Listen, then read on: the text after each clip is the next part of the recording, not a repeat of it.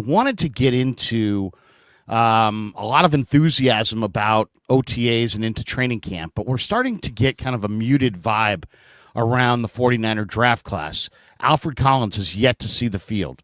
Mykel Williams, the first-round draft choice, kept out of the OTAs. They said it was precautionary, but he's obviously got some kind of a bulky hamstring. This was a guy that missed, didn't play tons at Georgia. Played about 30% of the snaps, and the production wasn't there, and it was a draft choice based on traits. So I've got concerns about, Mykel Williams. I mean, already, just since they've drafted him, he's shown very little on the practice field, and they've acquired Bryce Huff, a guy at his position, and they spent significant money to do so. So, I've got some concerns about Mykel Williams. I've got some concerns about Ricky Pearsall. Those are the last two number one draft choices. I've got some concerns about Alfred Collins. This was my concern on draft day that I voiced literally moments after the pick is, will this guy be healthy? And he hasn't been healthy since they got him. He's yet to take part in a practice. Then there's Upton Stout and Nick Martin. And of those, draft choices, the only one right now running with the number ones is Upton Stout. So let's go to our guy Chase here and see what he thinks. Chase, how concerned should 49er fans be with the fact that Collins hasn't gotten on the field and Mykel Williams, when he was on the field, he wasn't practicing necessarily with his teammates. They seemed like they were kind of working on his footwork, and then he sat out the last couple of days of OTAs with a hamstring. How concerned are you about Mykel? How concerned are you about Collins? This is 1 and 1A as far as the rebuild on the defensive line. Yeah, for sure. I think there's some good, there's some bad here. And keep in mind that we're sitting here in June and training camp will get underway at the end of July. And so there's going to be a long while here, about 5 weeks for some of these rookies to get healthy. During rookie minicamp, when Mykel Williams was on the field, everybody seemed to be really impressed by him. The length, the physicality, the size. He looks like he has an NFL body already. We were at least able to see a little bit of what he can bring to the Niners, linking up with Nick Bosa, trying to learn some pass rush moves because he's certainly raw there. Chris Kosaric being able to work with him. And so that's certainly a positive. I would have loved for him to get some reps in at mandatory minicamp, go up against some offensive linemen, do some drills, and continue his development. With Alfred Collins, I'd say there's more of a concern there because, as you mentioned, he hasn't done anything yet. And when you're 6'5", 330, and you rely on your leg strength to produce against the run, to push the pocket, and you're dealing with this calf injury that hasn't gone away, I'm a little bit worried about that because that same calf injury also kept him from doing a lot of drills in the pre-draft process. And when you have that much weight on that calf injury and it's soft tissue stuff, I'm concerned. Now, Kyle Shanahan did say that he's going to be back and ready to go for training camp, but we've heard Kyle Shanahan say that so much over the years about a variety of players who have been dealing with these injuries. So if I were to say the biggest concern that I have for an individual player, it would be Alfred Collins. And some people will say, don't worry about it. Training camp and the preseason will come around. He can get reps there. When you get reps doing whatever you do, whether you're in a cubicle, whether you're doing what Larry and I do, you're on camera on a microphone, the more reps that you can get, the more seasoned that you'll be, the more comfortable that you'll feel, the more that you will learn about yourself, the better that you will get. So I put a lot of stock in these reps. The pluses is that CJ West, everything that we heard about him in the pre-draft, strong hands, and the strength of his punch is really impressive. We saw some of that throughout the spring. I think the power that he's able to use to get separation along the interior, that was on display. Nick Martin was flying around. He plays like a bat out of hell. Jordan Watkins made some really good plays. He's one of the biggest winners throughout the spring.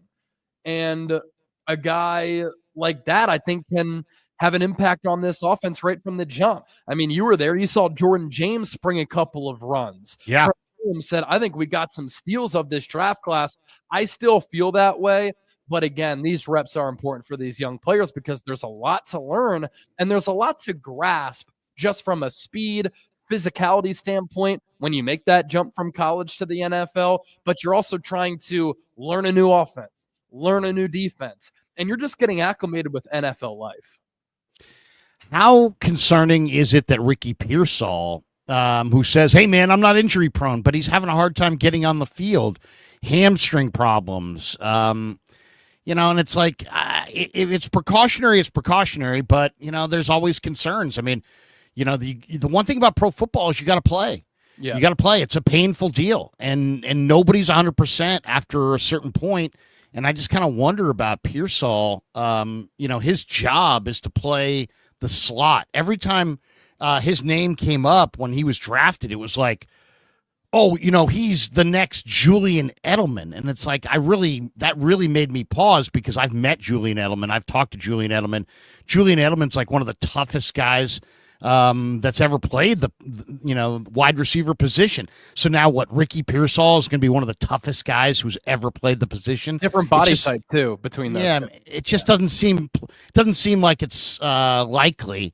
How concerned are you about the fact that Pearsall, who has got to be a huge player for them, they didn't go get a big time receiver.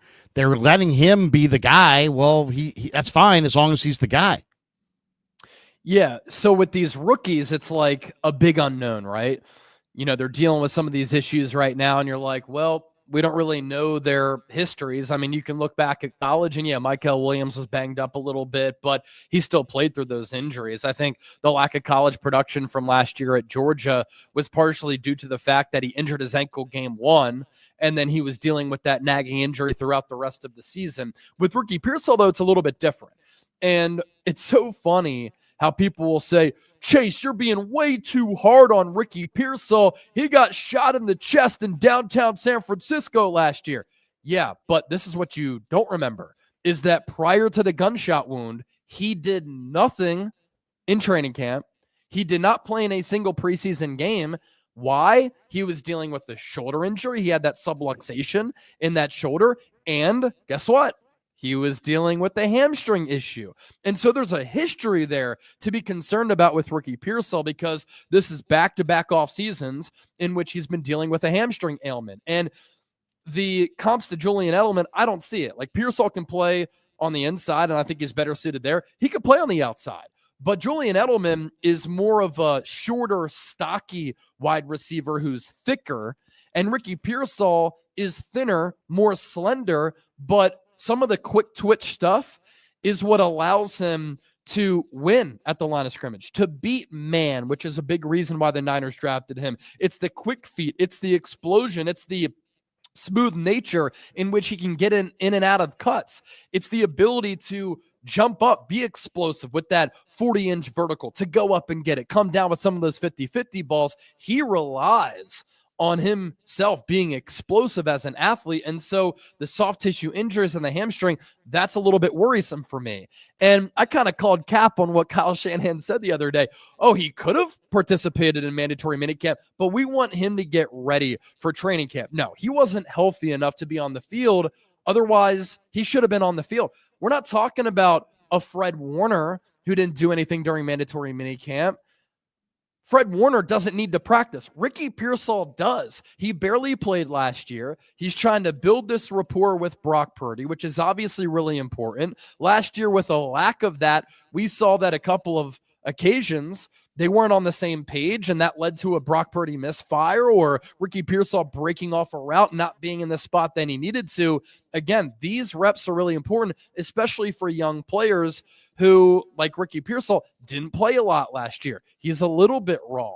He's not necessarily acclimated with the NFL level. When on the field, I think that he can be one of the more explosive wide receivers on this team, but he has to stay healthy. And until he stays healthy consistently, I'm a little bit worried. And that shoulder subluxation, that's something that could rear its ugly head again. He didn't get that operated on. And that's just kind of a shoulder injury where if you get taken to the ground and that pops out of place, then it could lead to bigger issues. And so I like Ricky Pearsall as a player. I'll always say I think it was a reach to take him with the 31st overall pick because I think he was more of a second-round guy. But you clearly see the ability. You see the potential. He has some pop to his game, but he's not going to be able to show it if he continues to get hurt. Are the 49ers a pretender or are they a contender for the Super Bowl? I mean, is the window open or is the window closed? Because a lot of people said, man, the window's closed. They lost a lot of players. They said, you know what? We're not, our window's open and we're going to invest in the draft. They went and had a fairly deep draft, but, as you're always most enthusiastic about the draft on draft day, then all of a sudden these guys hit the field and either they can or they can't. They either do or they don't. And then suddenly, it's like everybody thought everybody thinks every draft is great until it's not. So where are the 49ers right now going? It's June 13th. Are they Super Bowl contenders? Or are they a totally mediocre team that may win 10 plus games because they're propped up by a bad schedule, but they're really not a true contender? They're more of a pretender. What do you think? I don't think they're a pretender. I also don't think that they're a Super Bowl contender. I think that the jury is still out with this team right now because there's a realistic chance that in week 1, they start 5 rookies: Alfred Collins, CJ West at defensive tackle, Mykel Williams at defensive end, Nick Martin at either strong side or weak side linebacker, and Upton Stout in the slot. And I didn't mention Upton Stout a little bit earlier, but man, I'm really intrigued by the player, the confidence, the swagger, the physicality that he plays with, the spirit that he plays with, so much bigger than his size. He can really run and provide sticky coverage. But anyway, back to the question. Look, they might start 5 rookies on the defensive side of the ball. So I'm not sure that you can be a Super Bowl contender when you have as big of a youth movement as the Niners have had on the defensive side of the ball. They have remade the defense. Now, I do think they're going to be much improved on defense because I think the addition of Robert Saleh is one of the biggest additions that any team in the NFL had, roster-wise and coaching-wise. I just think that the gap between him and Nick Sorensen, who was in over his skis and in over his head last year, is so sizable. And I think that rookie learning curve can be assisted a little bit with better coaching from Saleh. And so I think the defense will be better just because of Saleh returning, the energy that he brings, the defensive mind that he is, the ability to maximize players, put them in a position to succeed, develop those players, the ability to make adjustments in game and during the year. That's a huge thing. I also think the Niners will be better on special teams too, because Brant Boyer is an upgrade over Brian Schneider, and personnel-wise, they've made a lot of additions there in free agency and in the draft to the point where I just think that third phase of the game is going to greatly improve. The Niners also were the second most injured offense in the NFL last year. I just can't imagine them being as injured in 2025 as they were last year. So I think injury luck will be on their side. I think Kyle Shanahan rebounds. In turn, I think Brock Purdy is a little bit better. I think they become a little bit faster and explosive on the offensive side of the ball. And so I think an offense that was a top 5 overall offense last year, didn't feel like it, but they were, they're a little bit better. They're a little bit more consistent. And you factor in the Niners have the easiest schedule in the NFL. This is based upon Vegas forecasted win totals and the combined winning percentages for teams last year in 2024. The easier schedule is going to allow these younger players to ease in a little bit. So easier schedule, better coaching, health on their side. I do think the Niners top to bottom are a little bit better, a little bit more athletic. They have some youth juice on the team. I think that leads to the Niners being improved. They were 6-11 last year. I think they reverse that. They go 11-6. Do I think they're Super Bowl contenders? I don't think that yet. I need to see how these rookies fare. I need to see how healthy Christian McCaffrey can be. When does Brandon Ayuk come back? Can Brock Purdy take another leap? I still have big questions about this offensive line. So are they pretenders? No. Are they contenders and Super Bowl contenders? I don't think so. I do think they're a playoff team. And my answer to your question, they're a playoff team. And that's a good spot to be when you retinker your coaching staff and you rebuild your roster.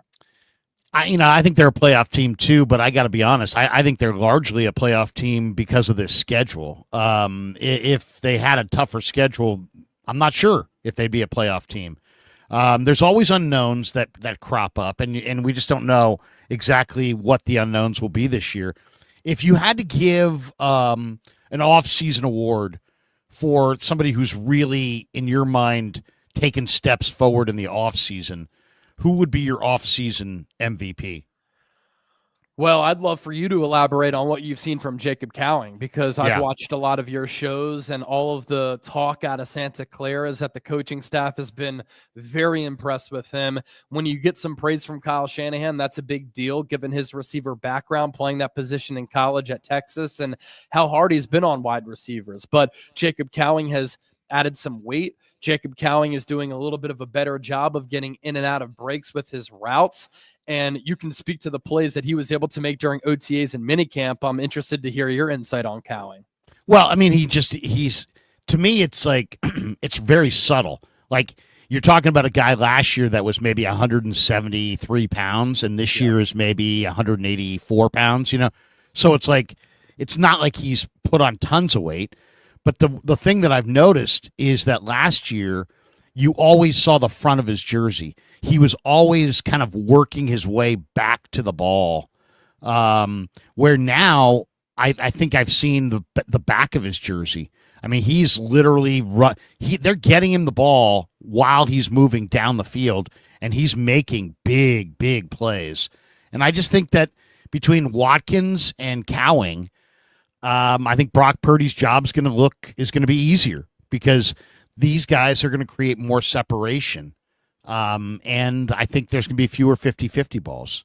Yeah. So I like what I've seen a lot from Cowing, because this is what I saw when I saw him at Arizona.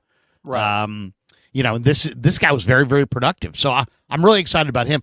I would probably give, I'd probably give the offseason MVP to Austin Pleasance, just because he went from, I don't even know if he's going to be on the team, to I think he could start.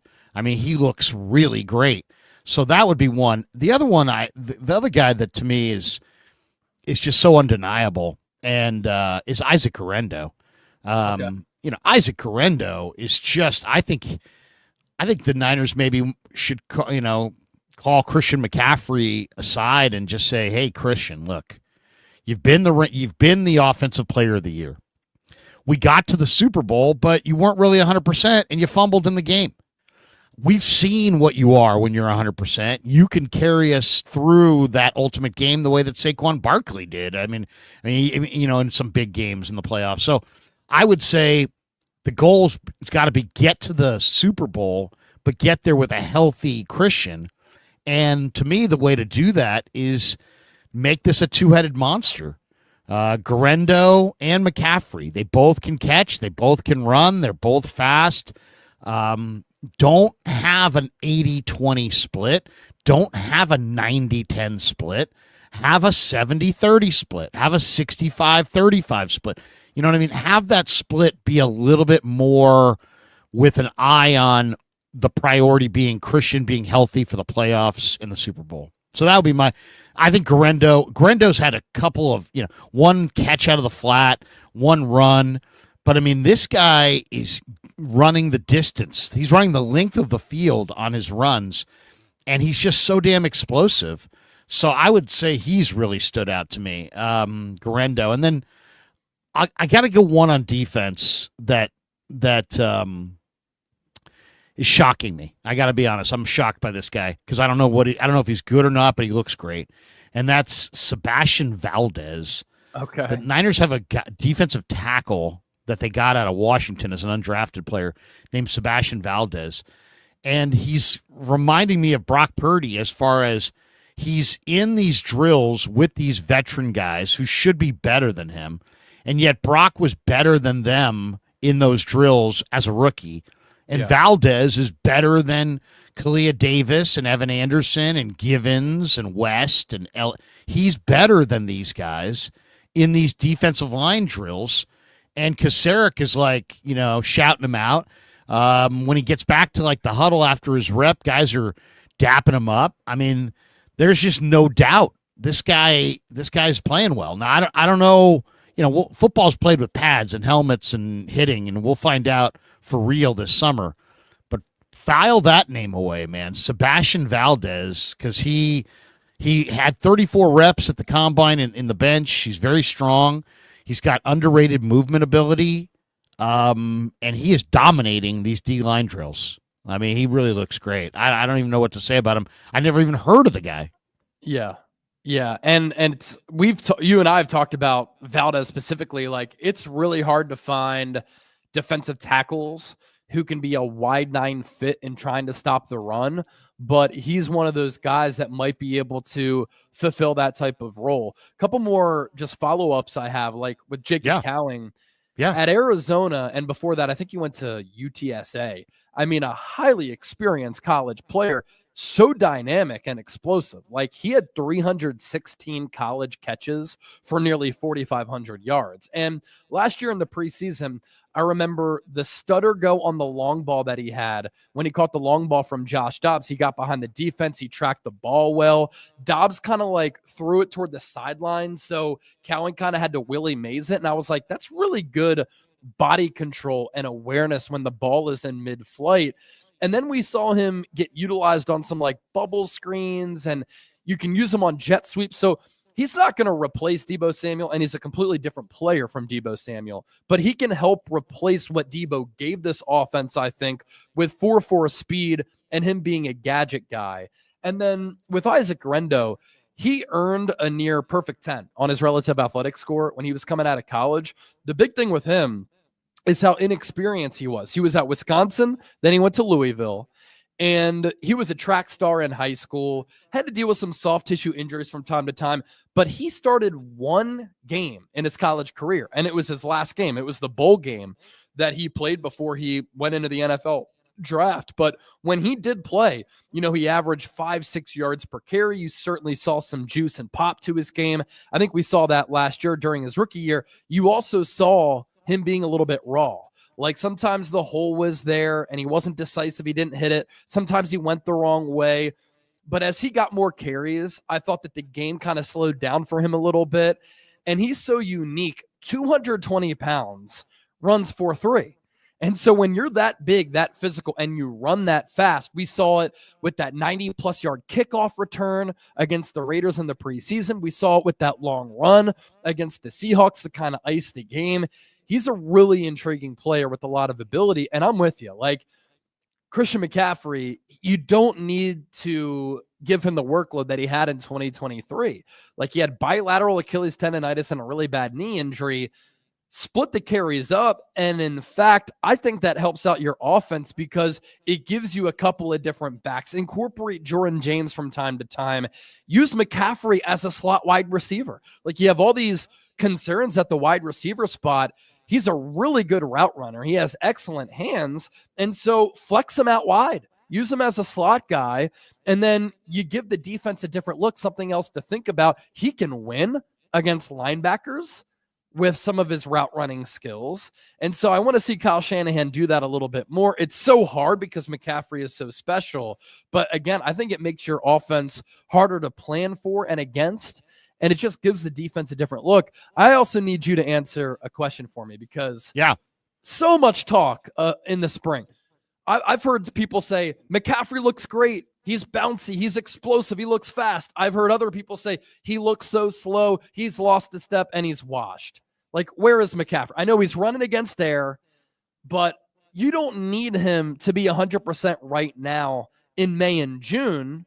He even said it himself. Like, he wasn't looking to be in his 2023 form. He wanted to practice every day, feel good, and be healthy. And he has plenty of time to work on the speed and explosiveness and the twitch to his game. So how did McCaffrey look? Because that's a huge question that I'm curious about, and others as well. Well, I mean, it's debatable, obviously, because it's shorts and no pads. But to me, I'll just defer to the words that I put out there when I saw it the first time. I thought he looked bouncy. I thought he looked healthy. I thought he looked pretty explosive. I thought he looked faster at points in these OTAs that I ever saw him look at any point last year. Yeah. So that's what I'm seeing. I asked him, by the way, and I'll share the screen on this one. I asked him a question the other day because I heard that. It's a good question. My question was, it's like, I know you're healthy now, but you haven't played football in forever. Right. Are you actually healthy? Are you just kind of rested? And here's what he had to say. lot of time kind of building back a base. Christian, how are you feeling as far as the PCL, the Achilles? Do you have any pain? Do you have any concern that when you start playing football again that some of that may return? No, I feel great. I think this offseason I spent a lot of time kind of building back a base, starting from scratch. So a lot of it was rehab, and wanted to put myself in a position where I didn't miss a day of OTAs and I could practice and play football again and be healthy and not miss a day. And I did that. And now it's, we can kind of kick back up the Christian. Okay, so he's basically saying, "Hey, look, I'm healthy. I'm healthy. It's behind me. I figured it out, so on and so forth." But nevertheless, part of the answer is that football is violent. Part of the answer is that football, causes injuries. All I'm saying is, look, get to the finish line with your guy and have a chance. Give yourself a chance in the ultimate game. Don't run this guy into the ground. Don't use this guy. Bobby T said something to me that was like, it was interesting, but it was also kind of ominous. He's like, I let Christian be Christian. You're the coach. Stop letting Christian be Christian. You're the coach. Shanahan said the same thing. You decide when he plays. Shanahan, I defer to Christian. Stop it. You're the coach. It's you're the guy who hasn't won the Super Bowl. Maybe you would win the Super Bowl if you got to the Super Bowl with Christian McCaffrey ready to roll. Stop this 85-15 usage split between McCaffrey and everybody else isn't going to work anymore. It's a long year. I would like more of a, minimum 75-25. Minimum. I got to see Garendo get touches. I got to see some of these other guys get touches. I realize Christian's better than them at everything. So what? It's a long year. It's a long year. Mix in, the Eagles, they went with Barkley heavily, but you still got to mix in a Gainwell every now and then. And especially when everybody knows, like when Niners are going to win some games, they're playing some really bad teams. They're going to have a lead in the fourth quarter. They're going to try to put games away by running the ball. Run the ball with somebody not named Christian McCaffrey at that point. You have to be able to put, when everybody knows you're going to run, the running back's going to take tons of hits. It's a little bit of a sacrificial lamb position as you're putting away the game. Don't take those carries off of Christian. And if you don't, guys like me are going to talk about it. And then the fans are going to talk about it. And then people are going to make you do it. So either do it before we make you do it. That's what I would say. Because right now, Shanahan is in this mode of like, I asked him this question a couple years ago. Hey, Kyle, Christian's on pace for like 400 plus touches. Is that what you want? Is that sustainable? And he's like, well, he's our best running back. He's our best receiver. He's our best blocker. I get it. But I mean, you're going to have to use your backups eventually one way or another. You might as well sprinkle them in as opposed to being forced to go with them. I don't know. They have a very weird approach when it comes to managing McCaffrey's touches. Well, you think back to Mike Shanahan when he was with the Broncos in the 90s, he ran through a bunch of running backs. And Terrell Davis's prime, he's a Hall of Famer. It didn't last that long because Mike Shanahan ran him into the ground. You think about since Shanahan has come to the Niners in 2017, I mean, how many different times have different running backs led the team in rushing yards? I mean, there's been a lot of different guys who have either popped or led the team in rushing yards because Shanahan, Kyle, like Mike, has run through a bunch of backs. And the one thing, too, with the Eagles in the Super Bowl, Saquon had under 60 rushing yards in that game. I mean, the Chiefs made it a point to sell out against the run. They forced Jalen Hurts to beat them. And to Jalen Hurts' credit, he played his best game of the year, and he was surgical against Spags' defense. But if you didn't have Saquon on the field, how the Chiefs would have defended the Eagles would have completely changed. And so when you don't have McCaffrey on the field, how teams defend you, it completely changes. We saw that last year, and the Niners really had a hard time in making the necessary adjustments without CMC. And that's not even mentioning their third down struggles, how they struggled in the red zone. And it's not like we're talking about Patrick Taylor getting carries or Israel Abanikanda. You have Isaac Garendo.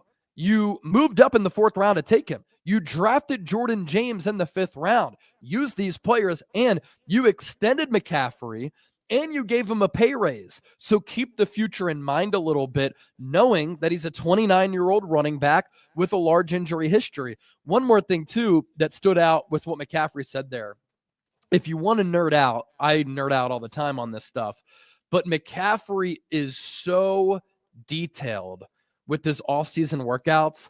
And if you just go on YouTube and you search Christian McCaffrey track workouts, you will see how technical he is with his training methods. And what he said in that clip, provoked by the question that you asked him, he's like, I just wanted to build back a base after starting from scratch. Ladies and gentlemen, he had bilateral Achilles tendonitis, right? And then he had that knee injury where he was in this bulky knee brace. And that's a pretty severe knee injury that he had. I'm not looking for him to be at tip-top speed in May and June. I'm looking at what he looks like in August, September, and throughout the regular season. By design, he's not going to peak in May and June. And if you go back and look at some of his track workouts, like all of that is being done to plan for the regular season, not for minicamp, not for OTAs. His training methods, and he's worked with the speed coach for a really, really long time. It's all to build up toward the regular season. And so Christian McCaffrey knows that. He answered it with your question. Just the simple fact that he's been healthy right now is huge for the Niners, because he's going to play such a huge role with this Niners offense in 2025 if he stays healthy. And that unit is completely different when he's on the field as compared to when he's off it. We saw that last year. Here's the stat that I think all Niner fans should remember. Christian McCaffrey has missed 10 games, at least 10 games, in 3 of the last 5 seasons. Yep. So he's healthy now, but doesn't mean he's going to be healthy at the end. And him being 2020, healthy, 2021, he played a combined 10 games, and then last year he only played 4. and he's one of the best players in football when he's healthy. So keep him healthy. And if you didn't have other backs, I'd say, oh, you got to bite the bullet. But you do have other backs. Run them. Okay, the Rams reached an agreement yesterday with DJ Humphries. This is interesting because DJ Humphries was a Niner. Oh, and then he wasn't. What do you think happened here? I mean, this was kind of interesting. The 49ers did not touch tackle in the draft. They tried, didn't bounce their way. Then they, after the draft, they had Austin Pleasance, but they signed DJ Humphries. They signed Andre Dillard, and then they signed Nicholas Petit-Frere. Petit-Frere was god-awful and was gone like 72 hours after he showed up. Humphries, I don't know if there was a disagreement on the contract. I don't know what happened, but he just he was there and then he wasn't there. Dillard was signed, and yet he's been hurt. He hasn't gotten on the field. And it's hilarious because all those guys have high profiles. Some of these guys were first-round picks. And yet Austin Pleasance looks like he's probably better than all of them, and he was their in-house guy. What do you know about DJ Humphries and how that thing fell apart on the Niner end? Well, I got to give you some credit because you and I talked about the Bryce Huff trade months before it happened. And then about a week or two before Nicholas Petit-Frere got cut, you had said, he looks horrible. He looks slow. Yeah, and Austin Pleasance looks great. Well, what happened a couple of weeks later? You also said, what did you say? Nicholas Petit-Frere is not going to be. What did you say? I said, we'll have a petite. I said, Nicholas Petit-Frere is going to have a petite future with the 49ers. And he will not be here long. He got cut a week or two later. You also were gassing up Austin Pleasance. And then Chris Forster comes out and he says, I've been coaching him hard because I'm a believer in the player. He looks really good. And coming out of OT as a mandatory minicamp, everybody else after you has said, Austin Pleasance, he's looked damn good. He could be the top backup offensive tackle for this team. So he might be better than McKivitz. Yeah. I mean, I and it's a weird thing for me to say, because I can see like everybody else that the guy's been on 9 teams or whatever, or he's had all these different stops. But it's funny. It's like I went up to Forster in the in the interview the other day, and I said, Chris, Austin Pleasance. That's all I said. Austin Pleasance. And he's like, I know. It's like it's crazy. We liked him in the tryout camp. We thought he played well when he got on the field at the end of the year. but we had no idea that he would come back and be this big, this fast, this explosive. He's like, he is a huge mover. I mean, the quote was, I think, let me see if I have it. The quote was like something like, I think he's really special. Yeah, here, let's see. Yeah, here it is. Here's Furster. You know, and Furster does, you know, he's pretty verbal. He'll tell you things. But here's what he said. He said, last season when he signed here, I didn't see the speed. But now, all of a sudden, he's moving. He's just a giant that can really move, and I don't know what happened. I really think he's got something in there that's special. I just don't know how soon he'll be ready. So, I mean, Chris Furster is in the ear of Connor Colby and Austin Pleasance, and it's hilarious, Chase. You know, he's got 15 offensive linemen. You know, the other 13 guys do reps, and he's just like yelling at a normal rate. But when Pleasance and Colby, he's like yelling maniacally. And you can tell it's not because they're bad, it's because they're good. Yeah. And I asked him about it, and he had a big smile on his face because he knows I know. And he's like, yeah, you're right. You know, he's like, I see something in these guys. And I know that we got to get it out of them, and we got to get it out of them soon. So I'm coaching them hard because I see the potential.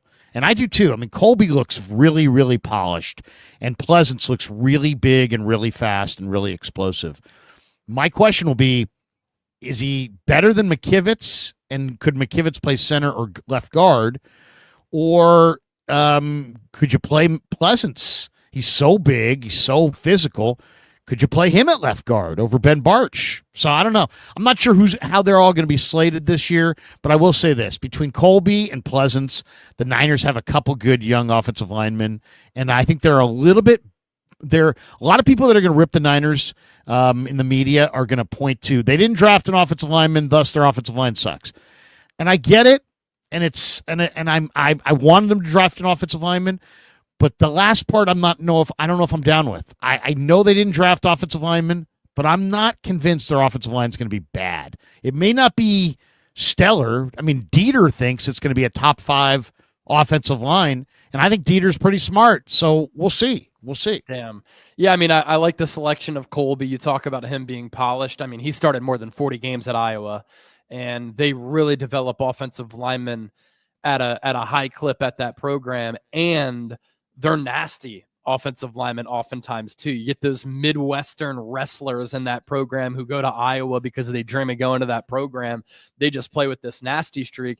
It's also crazy how the Niners kind of stumbled upon Austin Pleasance, if he can become something, because they had all those injuries last year at offensive tackle with Trent Williams and then Jalen Moore going down. So they signed Charlie Heck and Austin Pleasance out of nowhere. And Pleasance this spring has come back, and he's looked awesome in the eyes of you, which is great. As for DJ Humphries, you know, what's interesting on the Rams front is that their left tackle, Alaric Jackson, is dealing with blood clots. So I'm not sure if DJ Humphries got wind of that, if he knew that there could be an opening for him to start at left tackle for a team that I think is a bona fide Super Bowl contender and could very well win the NFC West. But DJ Humphries, outside of 1 year in his NFL career, which has been a very good one, former first-round pick, he's been a Pro Bowl player, he's been a team captain. Last year he was bad, but he was coming off a torn ACL that he suffered 2 Decembers ago. He's only played left tackle. And so with the Niners, he would have been a definite backup, and maybe he could have competed with Colton McKivitz, but it would have been at right tackle. And maybe he didn't like the terms of the contract that the Niners had offered him. Weird situation, obviously, because his agency tweeted out that he had agreed to terms with the Niners. And then the report was that, he never agreed to terms with the 49ers. So something happened. Either there were terms in the contract, language in the contract that DJ Humphries didn't like. Maybe the money wasn't good enough. Maybe he eyed an opportunity with a team where he would have an opportunity to play a little bit more. And with this Alaric Jackson news, that just came down on this Friday, June 13th. Blood clots are tricky. I mean, players can miss a lot of time with that. And so there's a very good chance that DJ Humphries can try to revive his career a little bit and be the starting left tackle for the foreseeable future for a Rams team that is locked and loaded going into 2025. And they were the only team in the playoffs that actually gave the Eagles a game last year.